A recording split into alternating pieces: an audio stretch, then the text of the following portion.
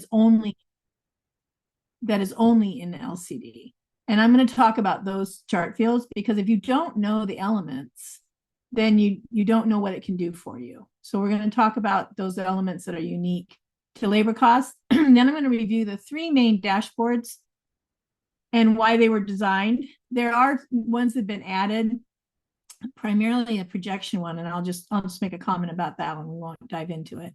And then I just have a whole bunch of samples of things you can do with labor cost distribution data and what problem you're solving, not problem, but what you're analyzing or what you're trying to monitor, things of that nature.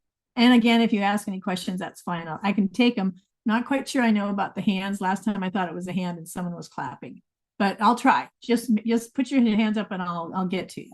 All right. And anything anybody knows they really want to cover today before we start, and I'll make a note of it. I got nothing. Hi, okay. Debbie. Yep. This is Melanie from Cal Poly Humboldt. Hi. Not specific to labor, but I struggle with looking at fund balances, especially for foundation fund balances. Okay. And your foundation is in PeopleSoft? Yes. Okay. So if we have time at the end, we can look into that because that's the finance dashboard. So that wouldn't be here in labor cost. Okay. Okay. But there's a couple of good dashboards. There's actually one called fund balance, and that's a great dashboard to get comfortable with. Okay. All right. So we're going to start with vocabulary. There is a guide that CMS prepared. And in the back of that guide, and it's embedded in the PowerPoint. So when you get the PowerPoint, you'll have it. In the back of it is attachment, or I'm not sure it's attachment, Appendix A. And Appendix A is a glossary of all the different fields. And it does have those standard filters and advanced filters I mentioned defined. But I'm not going to go over each one of those, and I'll get to it here in a second. I thought it was open to that page. I apologize. Come on, Appendix A. Okay. Anyway, it's in B. Oh, wrong document. No wonder I can't find it.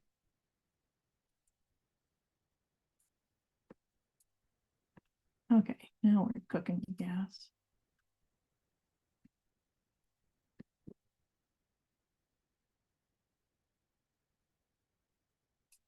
So I'm not going over all the regular filters, but it's alphabetical. So we get to L, you'll start to see that every field is preceded with the letters LCD. And so they're described here, probably more so than I'm going to talk about in it. They're described with a little bit more detail, but you see there's about 15 of them, 15 or 20. And so this Appendix A is worth getting a copy of, and especially if you're using LCD or you forget, what different fields are for, and we're going to go through these in a more high-level way. This document's pretty good because it actually gives you some of the values and what they are, and you can keep that handy when you go into labor cost distribution. So that's embedded on the agenda page. And I'm going to go start with a couple of these.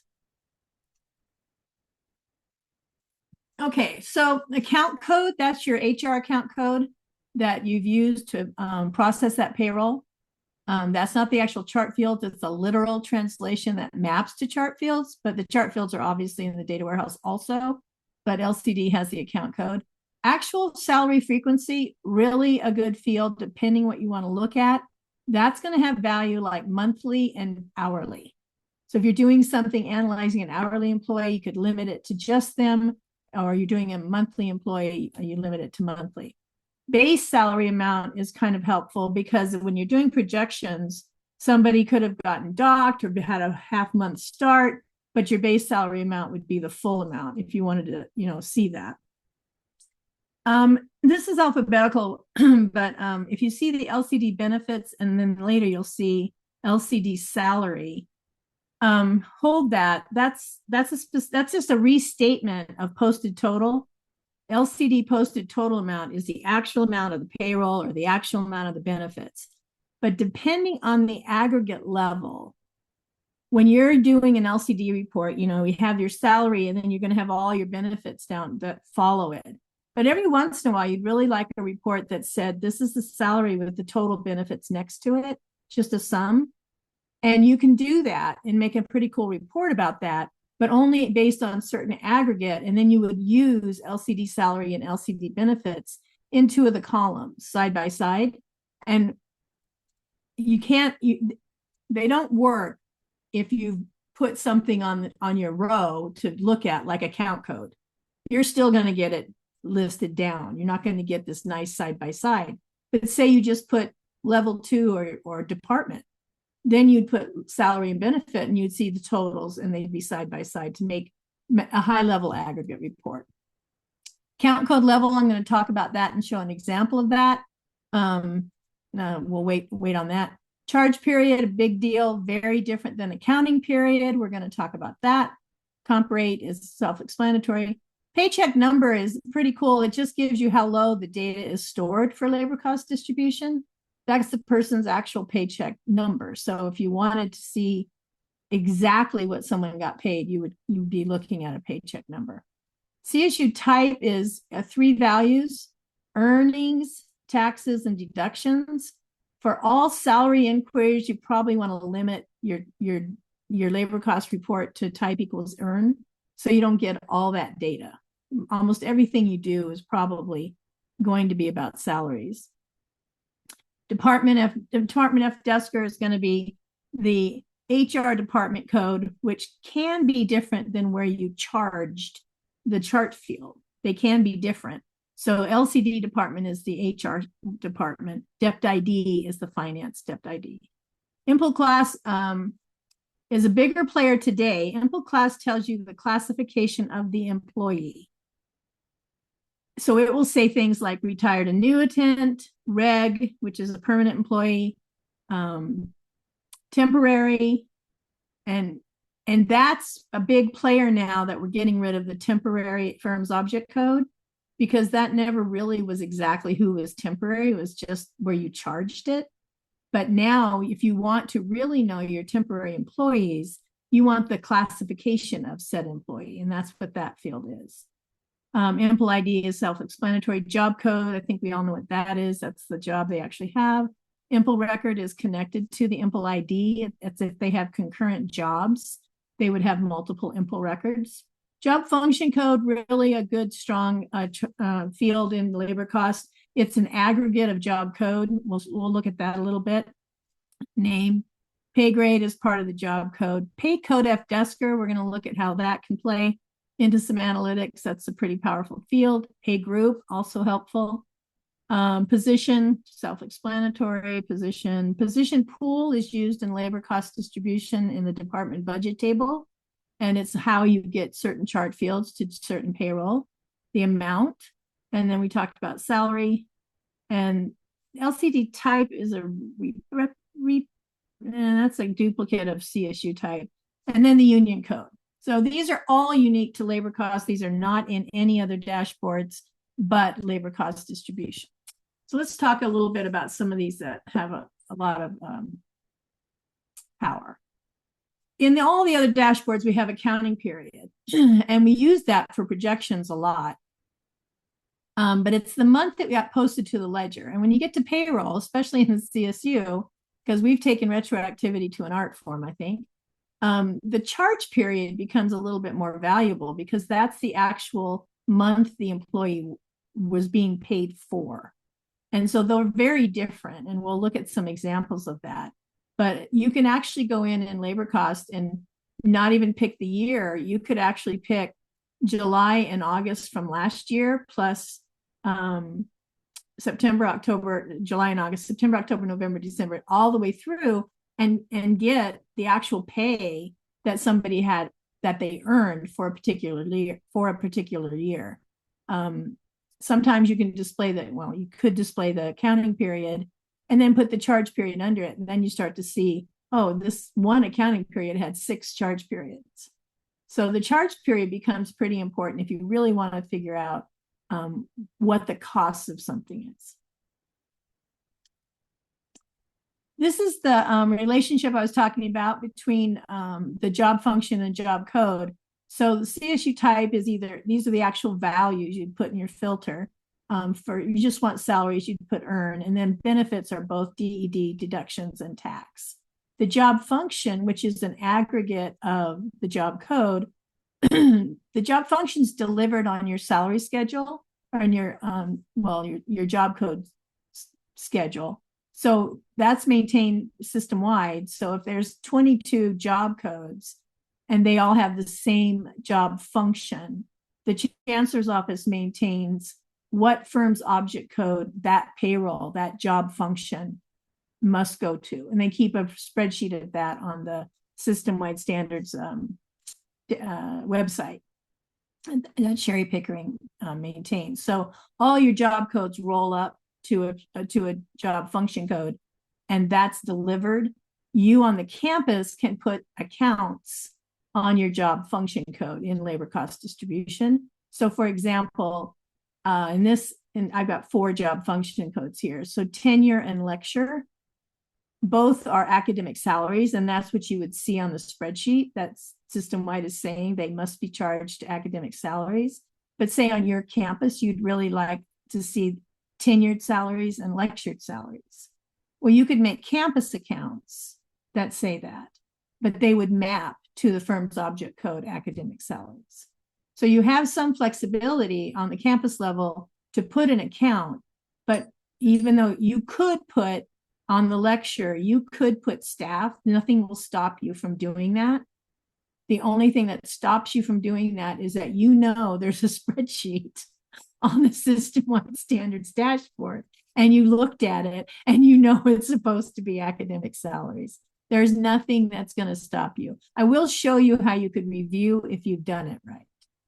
We can use LCD to look at what you're doing and see if it meets with those rules. Any questions on that? I know that was kind of yeah, okay.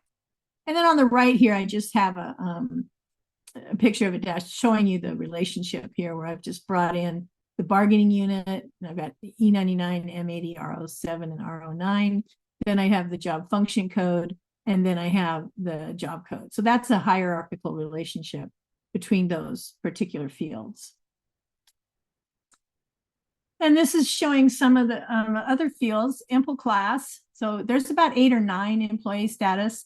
3-year temp is a faculty lecture classification. Reg is obviously permanent people, and H temporary. So these are just samples of the impl class. And I even use that sometimes when I'm doing projections, because projecting temporary is way different than regular and lecture, same thing.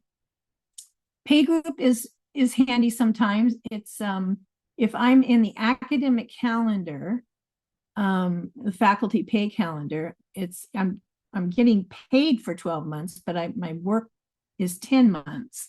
And so it's a very different schedule for the pay itself. And then if I'm on the master calendar, then my 12 months is my 12 months. So that's an easy way to go grab the people you're looking for to see to do projections or whatever. Pay code is very detailed information and really helpful, but it works in tandem with your type. So the pay code is going to be more like an earnings ID for earn type pay, but for benefits, it gets very specific in these samples. Like it'll tell you the actual plan the employee has, Blue Shield, Anthem, Delta, because those state costs are varying depending on the plan that you have. So those are 3 additional fields that can help with specific analytics. So those are the fields that we're going to talk about or look at, or a couple others with it. But there's basically 3 dashboards, and they were designed for 3 kind of more specific reasons. One was just the first one, employee detail. That was designed like I have to fill out a posting for a new position, or I have to fill out a recruitment to replace the leaving employee, or I've got to work on any kind of personnel document for one of my employees. It was sort of meant for a manager to go in and put that employee's impl ID and kind of get all the elements back about that employee on one page. It was designed to be, it would print out in one page. And so it's designed to say, you would put it in for one employee ID, and you could do it for the current pay period or the year if you wanted. But basically it would be your little cheat sheet, like, okay, this was their position number, this was their job code, this was, and it's designed to help a manager know all the different numbers that are around an employee. It wasn't designed for any analytics. It really was just designed to help, be a mirror into some of the elements that you need to know regarding payroll. I'll come back to payroll detail. Payroll summary was designed for a manager to actually just put in their department ID. It does use that salary and benefit field I talked about, and to look at his staff and see who, his organization, and to see the different payroll categories for all of his employees. Payroll detail can create the other two because it's got 9 columns and 7 million filters. And it's really been designed to just, you can go after whatever you want. The problem with it, as with anything, you have to know the data, and then it can make any report that you want. It's got all the filters. It's got 9 columns where you can choose from 40 different elements to put in each column. So, and we're going to look at some of everything I did in this spreadsheet, in this PowerPoint, was from payroll detail.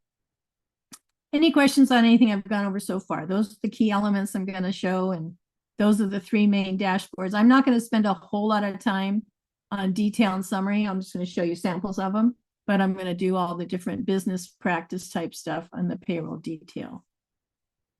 Anybody? No? Okay. So this is that report I mentioned that's for one employee. You just want to look up what's going on. So the top is information about that employee's position, their name, their employee ID, the department they're in, their job code, position number, pool. And down below is the pay and their FTE and any pertinent chart fields of where their chart payroll is being, which show all their benefits also. It's just designed to be, you could just print it and have the information for one person. A lot of campuses don't, some don't let their campuses even go into labor cost distribution. And I will say something about that. It was designed by finance people for budget analytics and for your departments. And a great deal of effort was made to just put in state costs. No personal information, but I will say, and having worked on it for a while, the personal information that is in here would be the actual health plan that an employee has. I think that's probably the one chart field that borders on personal information, but I still think it falls in the category of people that need to know the data to do their job. Which is obviously not the world, but still for those people that are responsible for budgets and projections, it definitely is data that they need to know to do their job. Okay. Payroll summary, this is the one that's designed for a manager. So reading across this one, it still has all the column selections. So they've got job function in the first column, job code in the second, and the grade goes with the code. That's a different level. And that's all they've got on the left side. And then standard developed on the report, you can't change it, are the fields that are not yellow, which tells you whether they're regular or temporary, the charge period, their name, their employee ID, and then the payroll for that period, salaries and benefits in total. And this is the only dashboard that if you did a payroll adjustment, a payroll expenditure transfer, it would show up in the adjusted amount column. So it isolates that. So I do use it for that. And so it's a nice overall report for the manager to put in his department and see all his employees kind of in a organized reporting format. But again, this isn't designed for, budget office analytics. And I don't think I have Oh, there's payroll detail. I skipped it. So this is the workhorse, payroll detail. The whole thing is user chosen. So this particular report is showing the union code, the job function, so that relationship. And then if we skip on over to column 7 and 8, this is a high level one. So this is where you can use LCD salary and LCD benefits. You could choose that. Then by choosing LCD posted total, you get the total of the salary and benefits and the FTE. So it's a high level report of all the payroll within these different classifications. And but again, this particular dashboard can create all sorts of different reports isolated with different information. I will say as we go forward, a lot of times I take whatever the fields are I need, and then there's a lot of other fields that are going to be come as part of the report, and I extract it to Excel because I really like working in pivot. It just makes it sometimes a more concise report. So some of the examples I'm going to show you are just pivot reports that started as an export of this dashboard. And we talked about the summary. So I talked about reviewing whether you're charging the right account. This is a snapshot. So on the left, if you're familiar with the department budget table or the labor cost distribution process, every step along the way in your LCD process is can have the chart fields that are to be used for that payroll. If the chart fields aren't there, it keeps going and looking at the next place. So it's a kind of a hierarchy relationship. So each of those steps along the way has a number.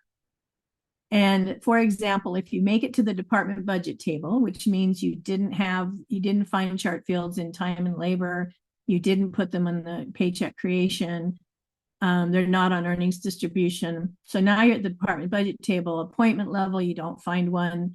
It's going to keep going, position level, and finds one. Every one of those levels has a number. 7 is position, 8 is pool. That there's a field in labor cost distribution. It's the third column of this report, LCD CSU account code level. So what I have here is I don't want job code. I don't want person. I don't want to analyze 4,000 rows. I have job function code. So at the job function level, Chancellor's office maintains the firm's object code I should charge payroll to. So I'm putting the firm's object code next to that, and I'd have the spreadsheet next to me. And I can say, okay, am I charging the right place? Well, I can see down in, let's say, instructional student assistant on campus work study. I am charging work study on campus, and I charge student assistant. So there's something going on there. And I can see I don't have account code level. Some data is, and a lot of data is not carried forward when you do a payroll expenditure transfer. So anytime you see a dash and you've got data, that's a payroll expenditure transfer. So I can see I've got some charges in student assistant. Maybe somebody decided that that shouldn't have been work study. There's some adjustments that get made between work study and the student assistant. But anyway, this is what I can look at. And if I go and look, for example, at academic salaries to tell you what that's telling me, it's the right account, so I'm good. And the numbers are telling me I've charged things because of override. That's what number 11 is. I've also used the appointment level for a little bit. I've got a few position levels. Looks like that's the primary way I'm doing it. And then I have a couple of pools. So it's okay that I'm using different levels to get the number. They're all going to 601-100 as a firm's object code. And sometimes you'll look down here and this is a good thing to look if you're working on getting rid of your overtime account. I'm sorry, your temporary help account. This would be a way to see if you've gotten rid of that when payroll hit, if all your payroll is no longer going that. So this is a way to review where all your payroll is going. Questions Debbie, on that? Yeah, Debbie, what would be circumstances where 11 would be used? 11's used a lot. So depending on your business practice, sometimes there's been a couple of instances where I think some bonus pay, and I'm a little bit far away from this now. I kind of hear about it just in mumblings. I think you've had some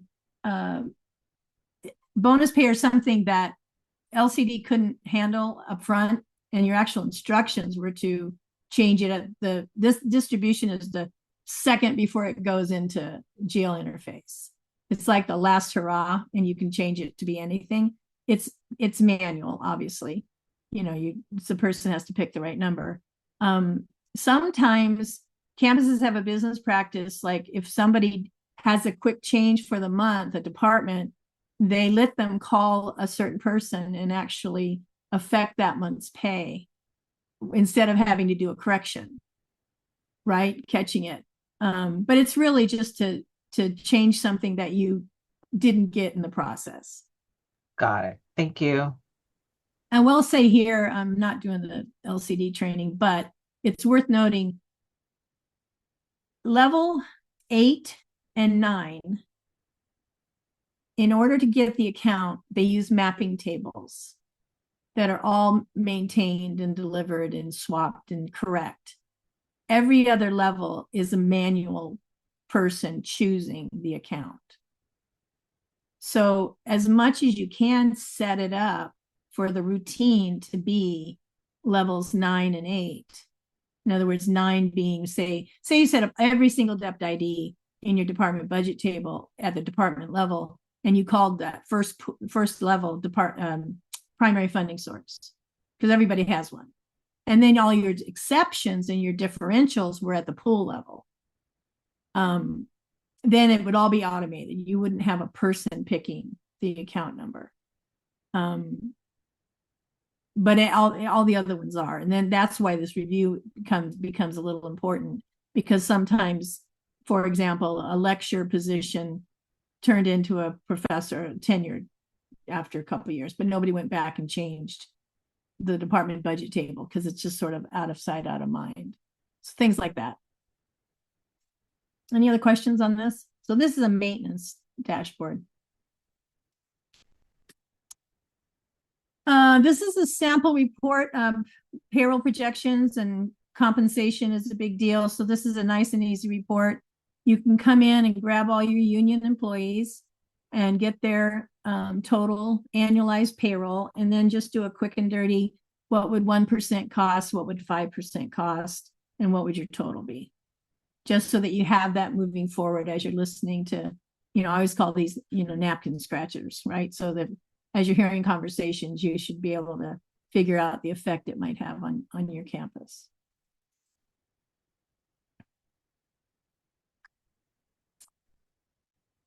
This is same thing, but now instead of doing just the comp, you said, okay, well, I'd really like to see this by a CSU fund, just so you can inform housing and parking and everybody, and you can switch it.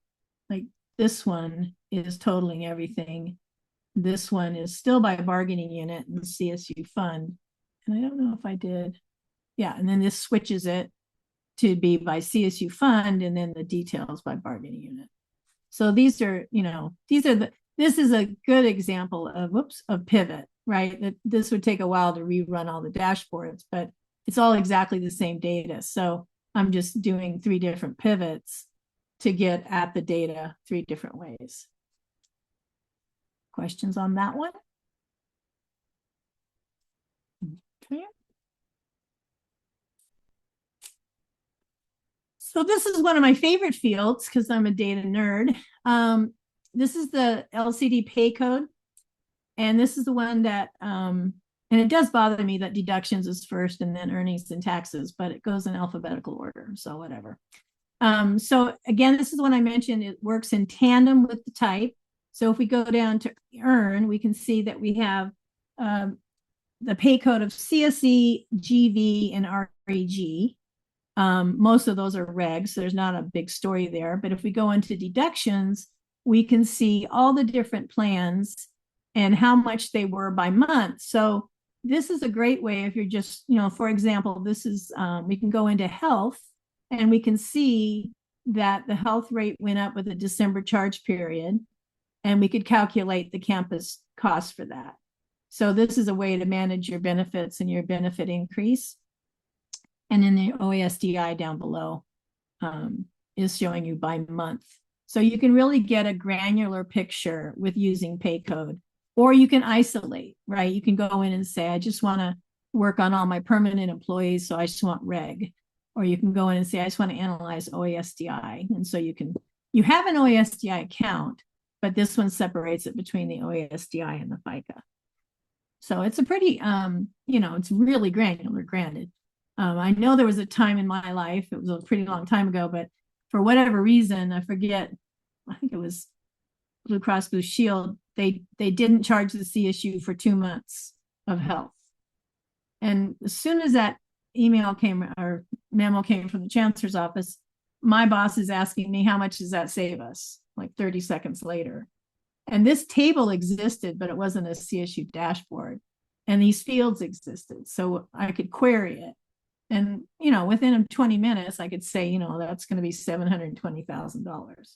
So it's that kind of thing that does it. Just knowing you can do this is always helpful.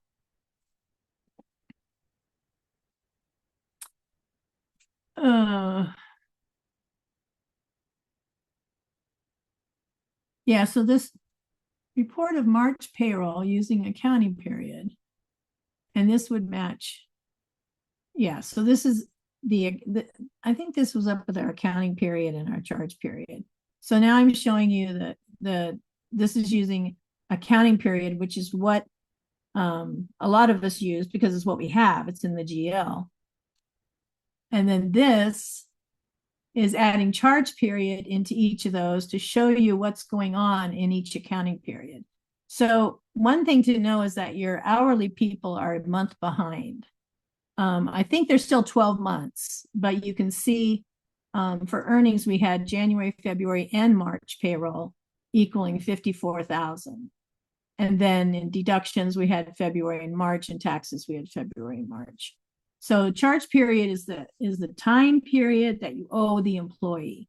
But we do, based on your calendar and how you cut off your hourlies, they probably are the June hourlies are in July, and the May hourlies are your last month.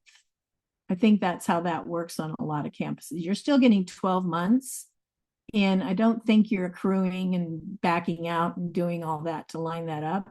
I think they're just, you're bringing them in as 12 months. But you can see that if you pull in the charge period. And this is just the view of accounting period and charge period by pay group. And so we can go in and see the first one is just a high level accounting period straight across, same 690. The next one is charge period. And then the next one is accounting period on top with charge period at the bottom, still getting to the same totals, but going across, you can start to see how much payroll is going into which charge period by which accounting period. And that's just, and we've talked about all these fields and what each one means and some examples of that, but I have a couple more. So the faculty pay calendar is fun.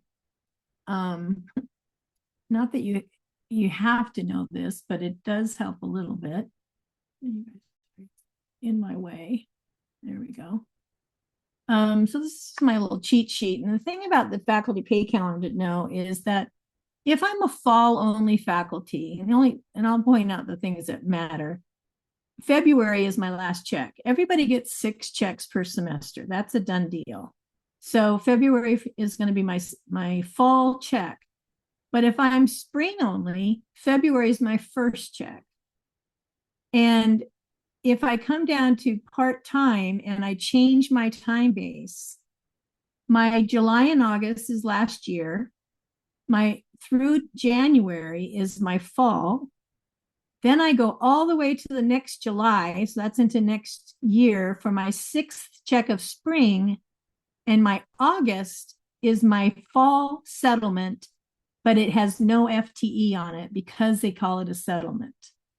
And what this all boils down to, if you're working on projections, this is the only reason I think it's worth mentioning, and I'm going to show you what this looks like in the dashboard, is February would not be a month to use for projections because it's going to be duplicating. It's going to be fall and spring. So that's all you, and it's only your lectures and it's only your, sometimes your part-timers, but still it's just of your, if you're going to use it, it's distorted, for lack of a better word. August wouldn't be great either because you're not getting FTE on your settlement check for those people that change time base. Again, a low population, but worth understanding. So for me, when I'm not trying to really do my faculty payroll, I take October times 6 and April times 6. Those are my accurate months. I don't have a lot going on crazy in there. And that's how I, so this is kind of my way of just saying, okay, this, you can see this in the dashboard. So I'll show you a couple examples. Okay, so this is that world with the dollars. And so the ones I've highlighted are showing you, see the $734 guy, he's coming along and he goes through January. This is the first yellow row. Then he drops to 551 through July. And look at August, he goes back to 734 because that's his fall settlement. And we'll see these examples. The next one's the same. He goes 49.39 through January, jumps up to 62.05, back to 5,069 in August. Same thing. This is the pay calendar. Then we get to 38.32. He goes along and then he jumps back to 38.32 next August. So payroll wise, it's happening the way the calendar says. But if we look at FTE, and those same people, which you'll have to trust me, I'm trying to take all the personal stuff out of this. You can look at the first yellow row, look at August. There's no FTE, but we already saw he got his paycheck. And now we come along to the second one, there's no FTE, and the third one, there's no FTE.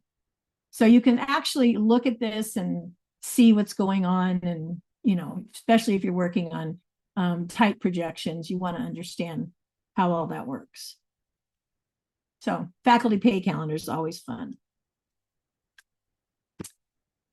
You can analyze employees by charge period, hourly. So remember I said you can look at their hours instead of their costs, because for hourly people, that's sometimes a better indicator. So I've got two selection criteria here. Actual frequency, I said hourly, and then I only looked at earnings because that's all I'm interested in this particular look. And you can see I chose job function, and you can look across. So this is more of a projection of hours and a total as opposed to dollars. And the hours is a field. I don't think we talked about that, but it is a field. I think it says LCD hours paid, something like that. We'll go back and look and see what it is in the documentation. But it is a unique field, but it doesn't have any data in it unless you're an hourly employee. And I believe if you're daily, I think daily can be a type 2. It will have the number of days you work. That's what the value will be. Okay, that's the unique stuff in the labor cost dashboards. I don't know if there's any questions or if anybody wants to explore other data fields that we haven't talked about, but I'd be willing to take a look. Thank you, Debbie. This is your chance to ask Debbie questions. We have 15 minutes. If you have questions, you can either put it on the chat or you can do the raise hand icon, or you can just raise your hand or just speak up. Questions? There's one in the chat. Let's see. Is there a way to add reporting unit into the LCD dashboards? No, reporting unit is not a field that came in. But it is in HR. It could come in. Because it's the same place that job code is. But that'd be a mod. Yeah, it's not in the actual reporting table. Yeah. Okay, I have Rebecca and then Jeffrey. Okay. Rebecca? Hi, Debbie. I was wondering if we could go back to the job function slide, where you had all the different like account level codes. Yep.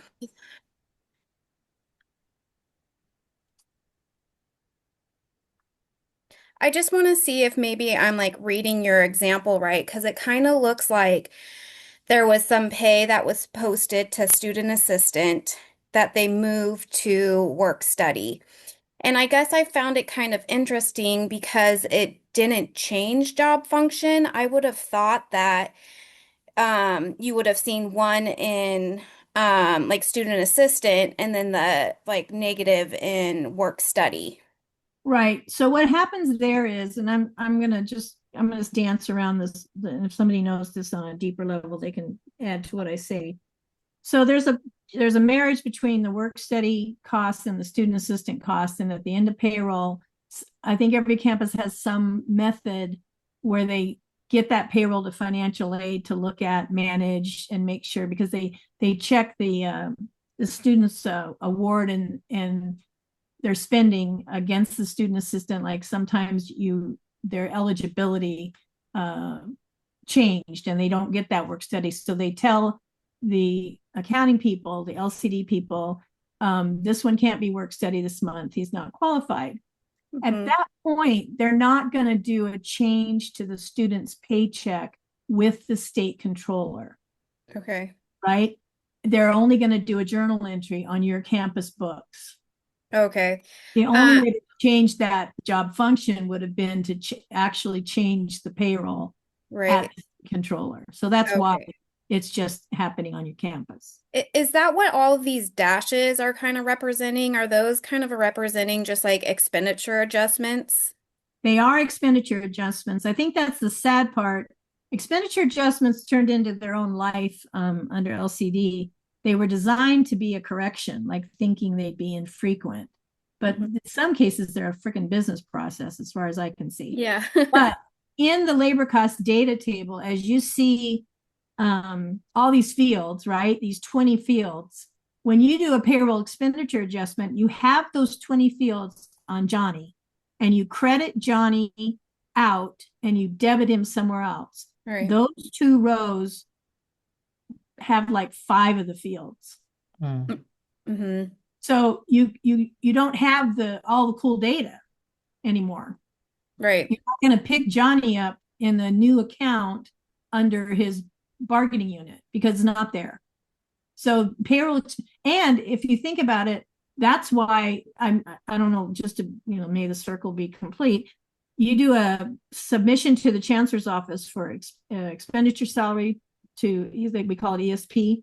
And that's an electronic program that goes from your labor cost files to the chancellor's office. It does not take any of your payroll expenditure transfers. Right. Okay. I always actually kind of wondered what ESP was doing. So thank you for that clarification. And then just my last final follow-up question with that is, if they would have done a PT11, which would have processed it through the state, that change, then we would have seen a change in job function. Yeah, you would have, but just to you don't want to do that. And the only reason the state would charge you for retro pay. You're going to the state of California to just really change the attributes between 2 student assistant jobs.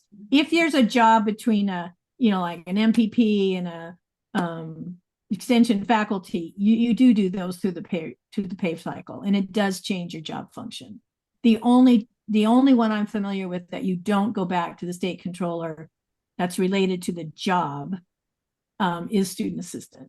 That work study student assistant transfer. That's the only one I think you're doing at the campus level. Okay. Thank you for that clarification. I appreciate it. All Thank right. you so much. Mhm. All right, we have Jeffrey. Hey, Debbie. Hi. One of the dashboards that we're looking at is the payroll expenditure actuals and projection.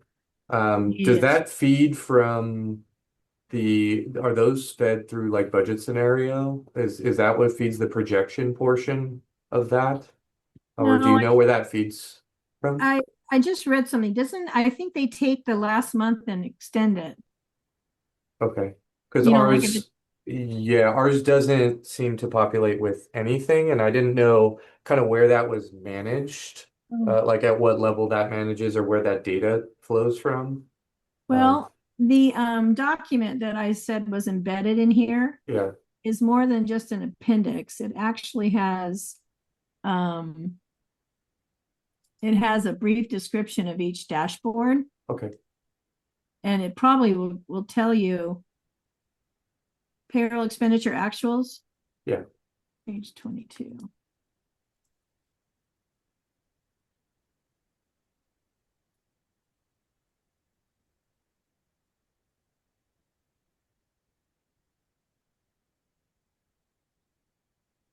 It can also be used for exporting. Does say it brings in a budget amount. yeah. So it brings budget and actual, but there's a column for projection, and I was curious on that front. And then I know you spoke about budget scenarios in the last session, but I'm guessing those are managed locally as well. So They each are, campus kind of they are. okay. Yeah. Because I'm mentioning this because we haven't necessarily used this significantly. We had kind of custom coded some reports that were built, and so we kind of dual entry our budget for HR. And so as we move to CHRS, that's all going away. So we're Ah, looking at LCD to, kind of backfill some of our reporting and projection needs. And so I'm right. looking at some of these and I'm curious how they populate, but I guess I'll go through and read I that would read section this and and then because this has a section here, I see it says rules for salary projections. So yeah. you could read that. Mhm. It seems to be using period as opposed to charge period. But the other thing, if you get comfortable with charge period for project, in running a report yourself with the payroll detail dashboard, you could use that to validate your that other dashboard. Because primarily the projection dashboard would probably be helpful for end users. It's supposed to Gotcha. be a quick and dirty way for them to stay informed. Sure. But you do want to understand how it is compared to what you would do if you had, more precise data, which you can do in the detailed dashboard. Right. And if all else fails, we can always just, I guess, export and build our own projections off of the Off of detail whatever you info. Okay, decide you could do. Exactly. great. Thank you so much. Uh-huh. All right. Any other questions? I don't see any. Well, thank you so much, Debbie. This is very, very problem. helpful. All right. And to I'll send you everyone, the PowerPoint. yes. And I will, I think it takes a long time for the video to process, so I will post it on the SharePoint next week. All right. Thank you so much, everyone, and have a very nice